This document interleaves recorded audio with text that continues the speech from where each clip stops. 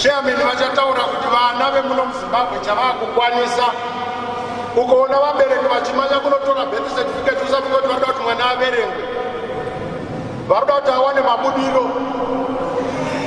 Kamwana kakuiswa papassport kane 3 days kuitira kuenda kudiaspora kunotsvaka basa, because muZimbabwe hamuchataurwi nezvebasa. We are having our own degree people vari kutengesa majuscat and they want zvinhu zviri normal. Kwakutoenda kunovata nono zviri right because ndapiwa chibage pafood for work. Zvanaka zvangu inini muri kuzvara vana vari kuroorana vari kuzadza vazukuru haasati ambobayirwa chituko.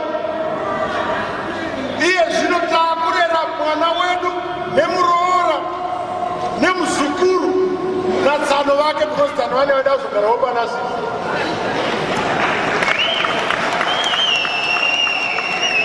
And what persuasion do you want to be given kuti muone kuti Zimbabwe is now suffering from leadership crisis? Kana zvinhu zvamira tine tsika dzekublema vanhu vakatenderedza. Bhora rikadyiwa captain ndiye anosoriwa nakochi wake. Ndosaka pasuwa akadzingwa asingakavi bhora akadzingirwawo timu yake yakudyiwa. Zvino iyi timu yemapotholes everywhere.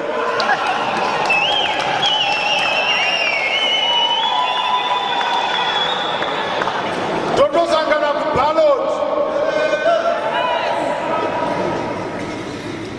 Vanasamanyika vanoti tsenzi inogara yatema inofanira kugadzira nzira.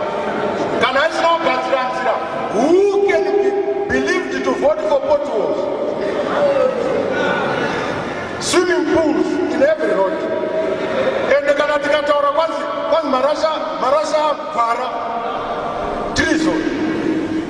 Yekutaura ndakatenga mota yavhunika nemhaka yegomba itreason iyo. So my comrades, Dati hazvichabetseri kutaura about any other person. I'm talking to you and about you, about your children, about the masses that supported you, about the masses that fed you, about the people that are still suffering because you promised them kuti kana matora nyika vachawana kugara zvakanaka, but you have not delivered.